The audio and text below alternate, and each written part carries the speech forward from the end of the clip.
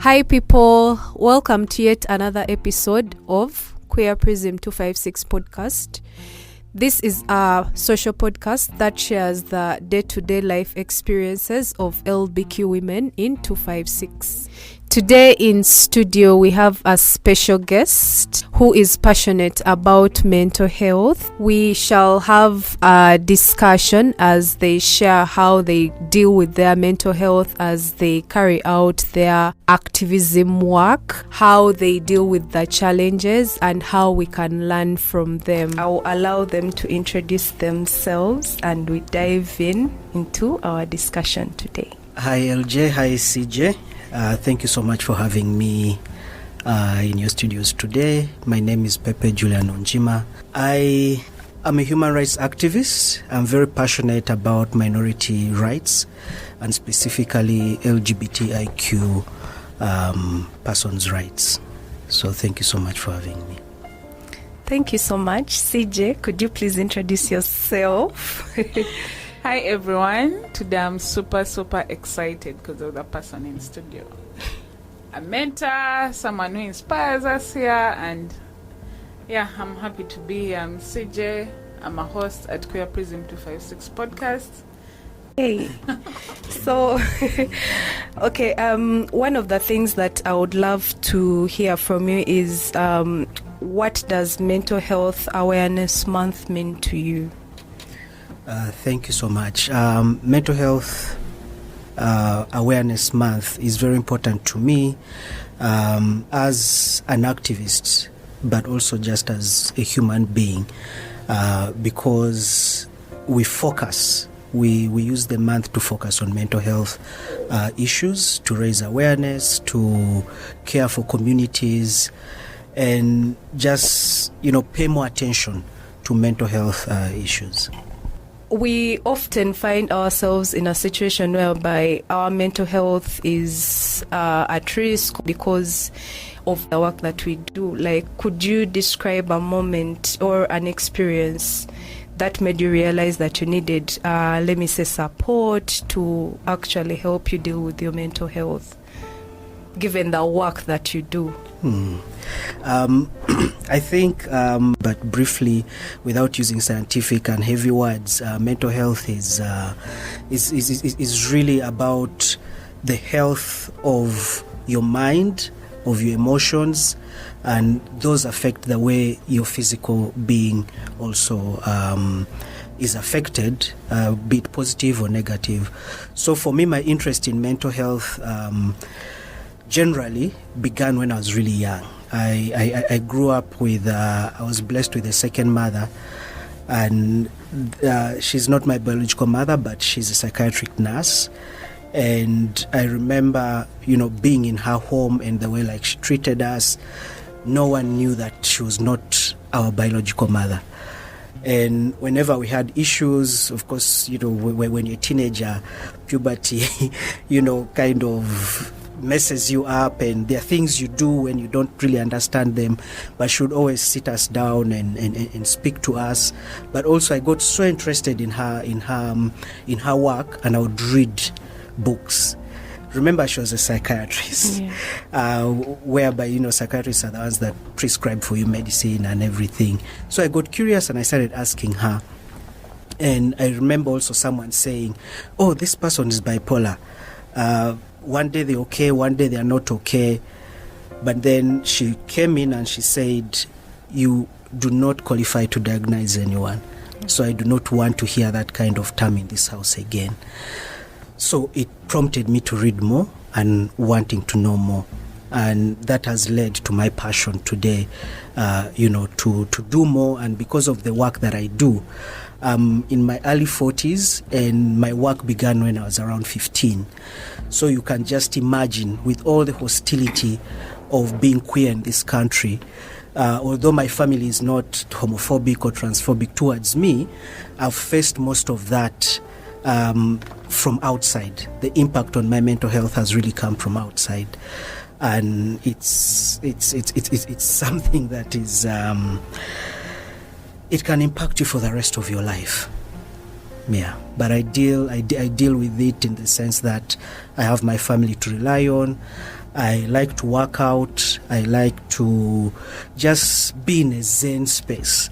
I'm lucky also to know how to identify trigger points for myself. So the moment I feel them, I withdraw, I step back and take care of my mental health. Because I'm a leader, that means that I have to always be in impeccable mental state and physical state to lead. Yeah. I think that is something that some of the leaders forget, because we know we have to do this, we have to do that, we have to achieve this, and we end up forgetting that our mental health has to come first. So I think that is something very, very interesting. What do you think are some of the unique mental health challenges that the LGBT community faces, and how can we address them? I think one of the things that later on in life that we recognize as mental health issues for the queer community is the fact that we grow up in heterosexual, heteronormative environment that is imposed. So when you realize that you do not fit in this box of heterosexuality, you begin to struggle. So while you're struggling, there's no information, because all the information that is there is heterosexual. Yeah. So one, you're struggling with that information. Then when you find the information, you're hiding yourself while you try to educate yourself about who you are. But also a lot of us are born into religious practicing homes. So whereby religion is telling you you're awful, you're evil, you're a child of the devil. So you grow up with all that, you internalize that, and you're like, okay, this thing is just small, the bigger thing is my family, the bigger thing is my church. So you grow up with that, and then it starts to take a toll on you. As a young queer person, of course, one of the things, and remember there's the biological puberty thing going on with your body, so there's a lot of risky sexual behavior that happens, which also affects most of the people in the community when they are young. There's also leaning towards your peers, either for sex, either for drugs or alcohol, because that's the only safe space that you know. But along the way, it definitely affects you because there's nowhere to go for help. Yeah. So that actually poses a question of sometimes when we are young and we do have mental health issues, they actually impact on our state when we are adults, or when we have fully grown up. So it also questions, if you do not deal with your mental health issues when you're young, they're definitely going to come and haunt you when you're an adult. So how do you deal with that, given the fact that sometimes there are people who do not have the information, there are those who have the information, but how do you think that can be? I think, speaking from a Ugandan and African point of view, we as black people, as Africans and as Ugandans, we don't, first of all, believe in mental health as the concept, and just that people can suffer from mental health. That's one. Then the second thing is that even the people who raise us have their own traumas, so they cannot start paying attention to our traumas just because of one component of our lives. So you find that we don't even know how to identify those mental health either triggers or issues that might be there. Right now we can talk about it because the three of us, four of us here have tried to educate ourselves. But in the African setting, how did people used to deal with a child or someone who's kind of out of, quote unquote, out of hand? One of the things would be elders maybe sitting down and talking to that person, and I believe that that's how we used to deal with it. And when it came to sexuality, there was really no ostracizing someone or throwing them out of home. They will normally say, you talk to your son, talk to your daughter, to try and channel in a heterosexual way. So the fact that we are not really people who are very specific on speaking about mental health.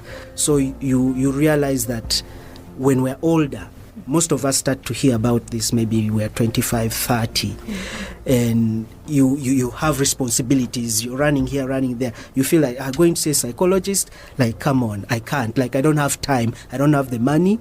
Like, there are no means. Even if someone offered you for free and the person's like, toning is like don't peep into my life. So we still have a very, very long way to go. And I'm happy that this is the Mental Health Awareness Month. And I hope that, this podcast itself can educate some people, but also the burden, not really a burden, but us who know should also continue to speak about it and showing people the way of how to get support. Your answer has triggered something. Why do you think people still stigmatize mental illnesses or people dealing with mental illnesses? Because they keep saying that person has run mad instead of actually trying to help them and also trying to give them or refer them to a mental health person. Also, do you believe, because some people actually believe that therapy is a white man's thing. Even you might find someone who is really educated and who is aware of so many things, but then you'll be like, therapy takora. We've been to be a bazungu. So what do you have to say about therapy is a white man's thing and also continued stigmatization of mental health patients? I remember when I was about 8, we went to the village to visit, and I remember an ambulance coming and bundling up some lady within our neighborhood. She was really nice to me, and apparently they were taking her to Butabika, and they said, "Oh, she's run mad. It's true, she had undressed, yeah." And that is one of the things that actually for me made me pay more attention to mental health, because she was really nice, and then she just had this moment whereby, and she was really taken away in a very rudimental way. She was tied up, she was thrown into the ambulance, and I remember just feeling so bad and saying, it's unfair. But I was young, but that thing stayed with me for long. So stigmatization of mental health, again, is the fact that as Africans, we believe that we are strong. Yeah. We are born strong. Yeah, not just physically, mentally, everything about us is strength. So when you are not well, that means you are, you're against your Africanness of strength.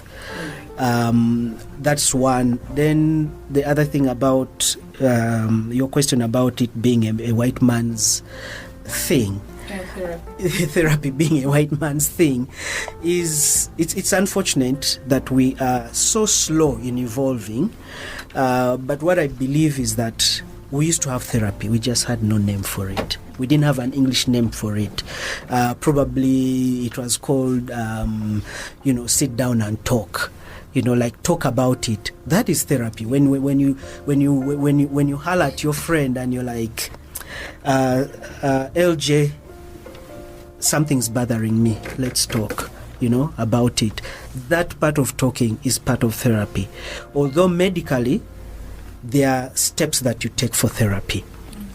So if you can seek assistance for your malaria, for your fever, for your stomach ache, it's almost the same. There should be no stigma around it. This is a temporary situation. Sometimes, of course, for some people it's lifelong.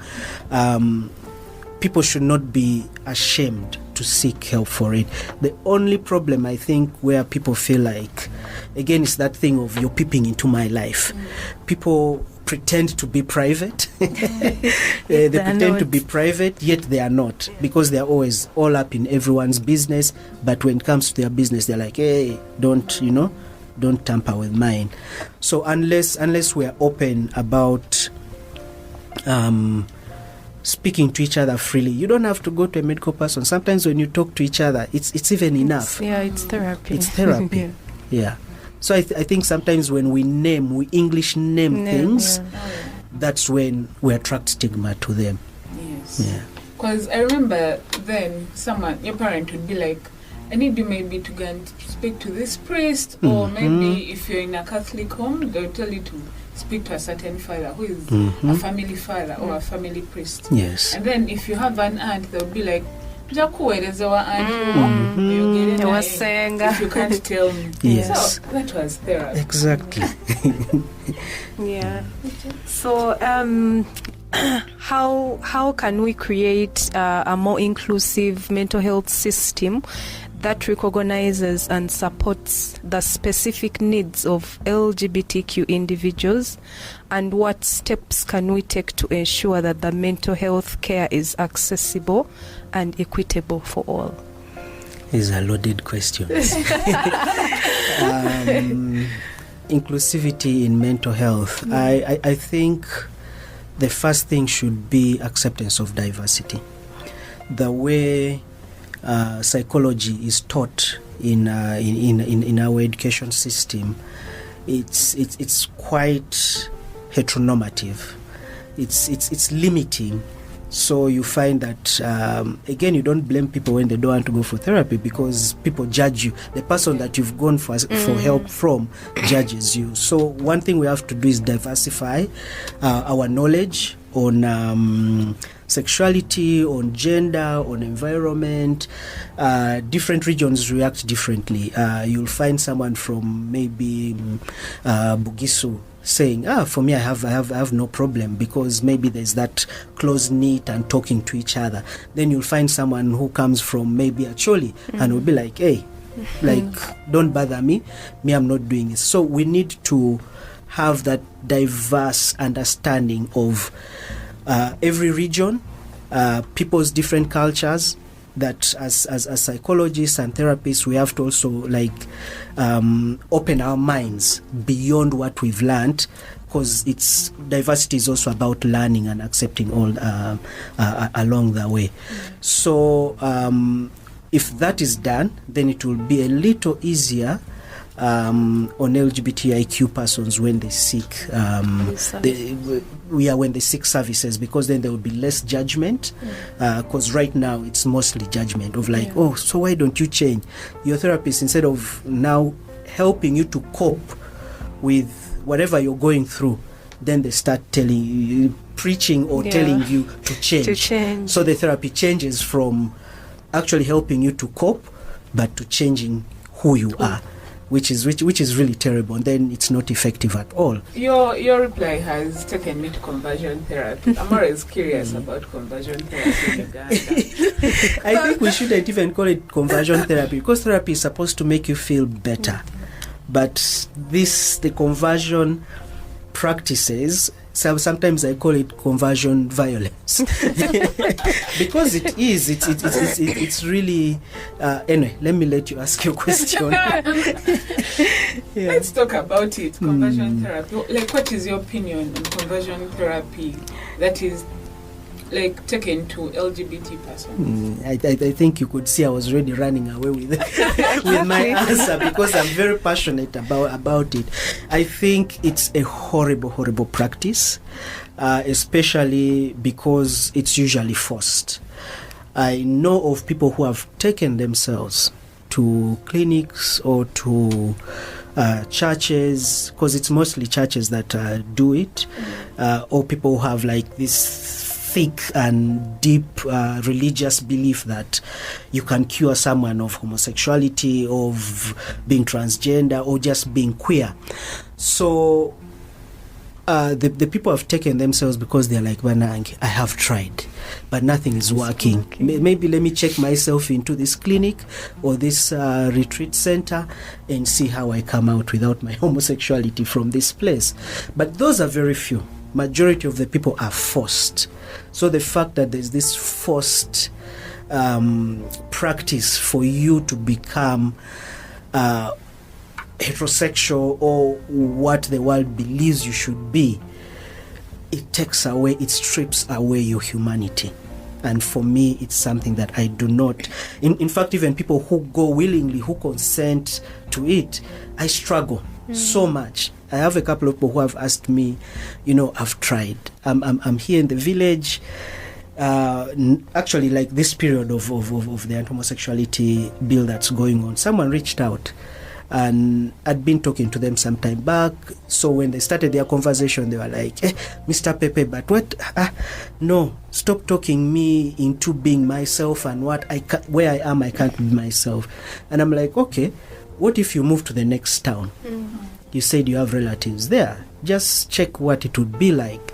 For me, my discussion with you will be to encourage you to be yourself. And they were asking me, they're like, no, I've tried. It's been years and years. I've tried. Can you direct me to a clinic where I can get conversion therapy? And it messed with my beliefs. It messed with me. But I'm like, okay, this is someone who's really, really struggling, and they want this. Maybe I should actually give them a contact. But I struggled with it so much, and eventually I was like, you know what, I gave him options. I'm like, you can go here for this, you can go here for this, you can go here for this. But for conversion therapy, I should tell you that sometimes they use very rudimental ways of either, pulling your penis, or forcing you to have sex with the opposite sex so that, it changes, your attraction changes. Sometimes they will undress you in front of church and touch your private, they're no longer private when they've undressed you. Touch your sexual parts to say that they're healing you.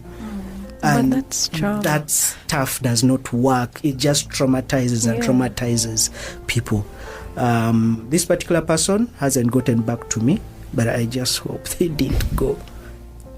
That's a lot of trauma, because I think some of the people don't even actually know what conversion therapy, like the things that they're going to do.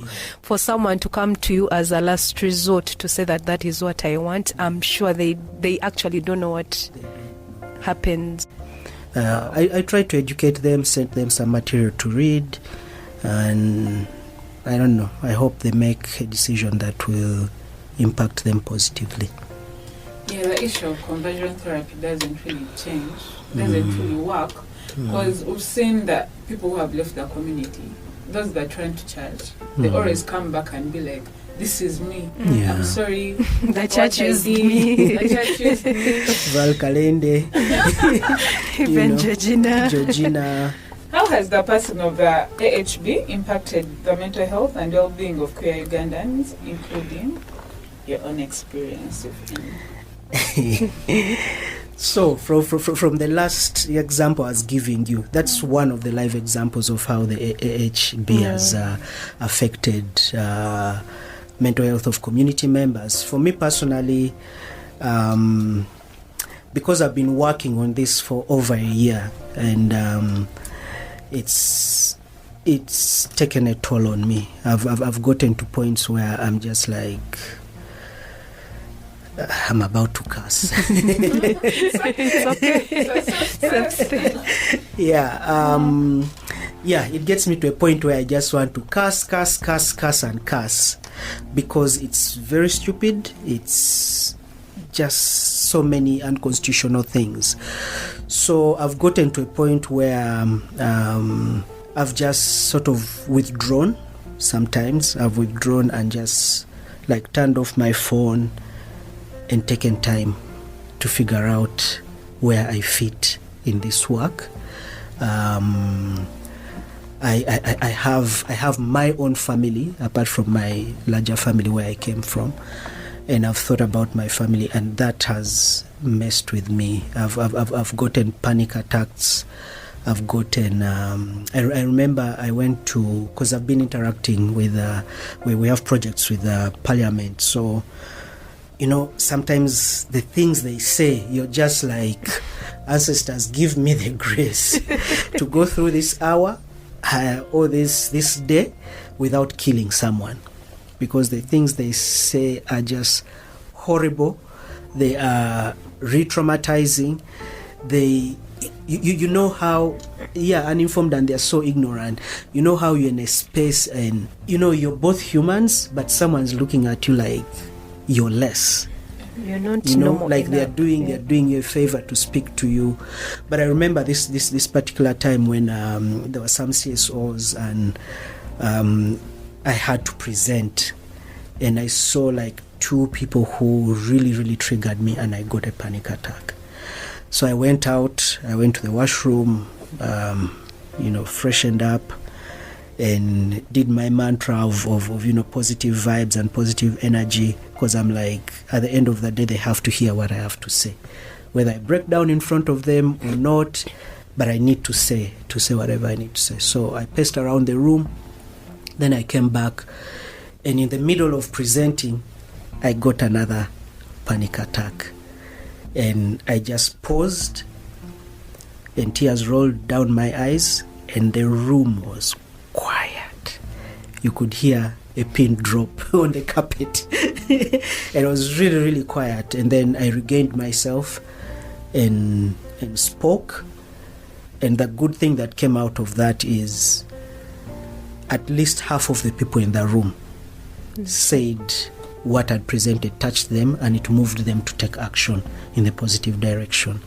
So sometimes one thing for me is that I'm not ashamed to show my real self, be it in terms of pain, be it in terms of strength. I show up, and I've actually found out that, especially in spaces of public spaces, I find that when I'm my most vulnerable is where I'm my most strong.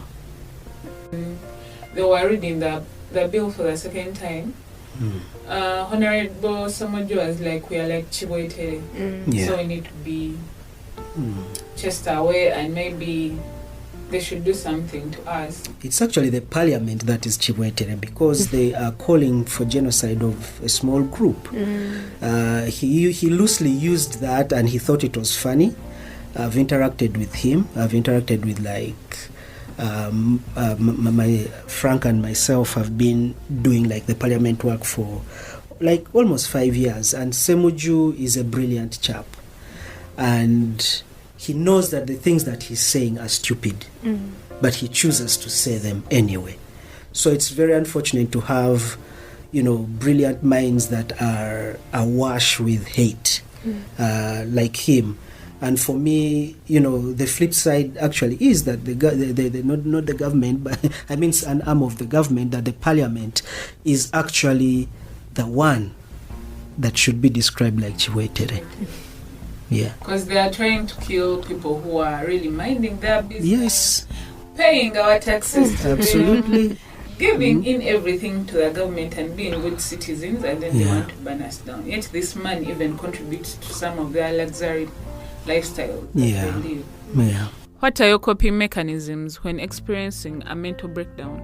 You want me to give my tips?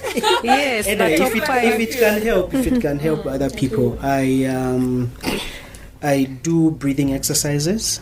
I decided to. I met she's a Yoruba priestess who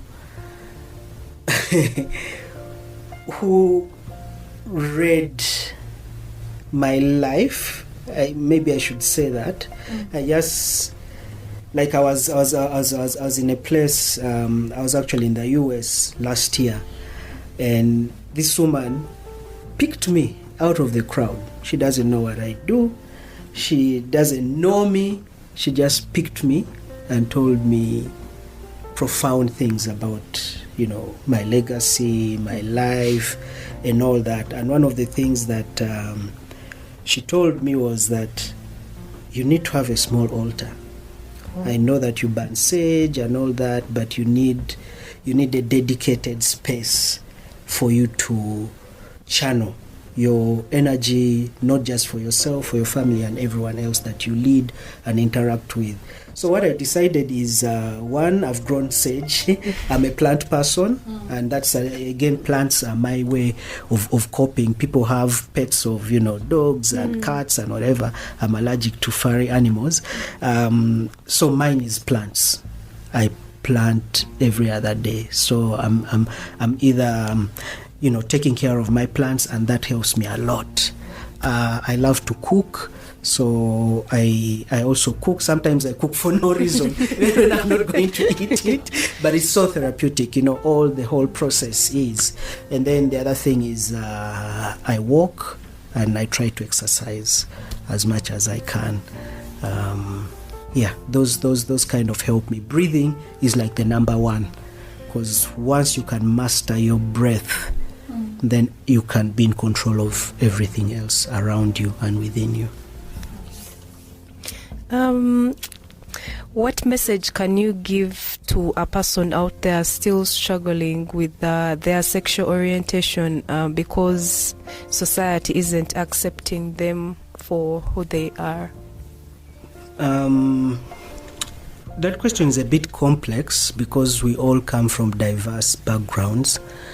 But and sometimes when the things that I'm going to say next, sometimes I feel that I'm oversimplifying them, and I wouldn't want to trigger or traumatize someone. But my belief, and I think this is one of the things when I was young, because both my biological parents passed away when I was young, and the thing that's very evident to me is that when we die, we go alone. I was told my father loved me so much, but he didn't go with me. You see, so at the end of the day, it's your life. You have to make a decision for that life that you want to live.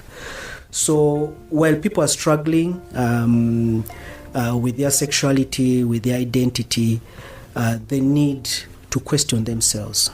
They need to try and block out the other world, the other person, including even the person that you love. Because should anything happen, it will happen to them alone, and it will happen to you alone. So yes, we exist in an eco system where we live with other people. But what do you bring into this system, into this space? What are you bringing? If you're bringing all your traumas, you're definitely going to affect the space. So there needs to be internal individual work that is done. So once that is done, then it's easier for people even to support you when you know who you are, when you know what you want. And I know there are moments where, someone will be like, there's total confusion. I don't even know who I am. Deep down, you know who you are. Yes. Deep down, you know who you are. Yeah. So just be who you are, be yourself, and be open to seeking assistance and support from other people. Yeah. There are some people who mess up sometimes, and then you're like, but this is not you. Like, you're losing yourself, and then the person gives you the excuse, but that is not me. And then I'm like, that is you. Yeah. You just need to deal with it. Yeah. That is you, so stop running away Yeah. from that person. Yes. Some people need a bit of guidance to get to who they are. But I think it's also important that we don't impose ourselves on people. We can only, give information and some form of direction. And at the end of that day, they either take it or don't take it. But of course, for us as leaders, when you see someone getting off course, it affects you. Sure. It affects you. Although at the end of the day, it's really that individual's life, that individual's choices. We can only do much. In closing, I would say that mental health issues are real, and we need to pay attention and be gentle with each other and continue to educate ourselves, because the world is evolving and technology is evolving. Information is also evolving. There's a time when homosexuality in the books of WHO was a mental health disease, but then that was taken out, because then from the different studies, research and all, they found out that it actually isn't, that people are born that way, people live their lives that way. and they need to be protected. So I hope there will be more information, and I hope people will also really just open themselves up to getting the support they need. Yeah. And I wish everyone a safe mental health awareness month. Thank you so Thank much. you so much. Thank you. CJ, what are your last remarks for us? My last remarks would be let's take care of our mental health. Let's ensure that we are doing well mentally. If you see that you're not doing well, try to seek help. The first step is know that you're actually not doing well, and try to find possible ways of getting out of whatever situation it is, so that you can keep in check. CJ, my co-host, thank you as well. And our special listeners, do not forget to follow our social media platforms on Twitter and Instagram at Queer Prism 256, on Facebook at LBQ Women 256, and on YouTube at Queer Prism 256 Podcast. See you next time.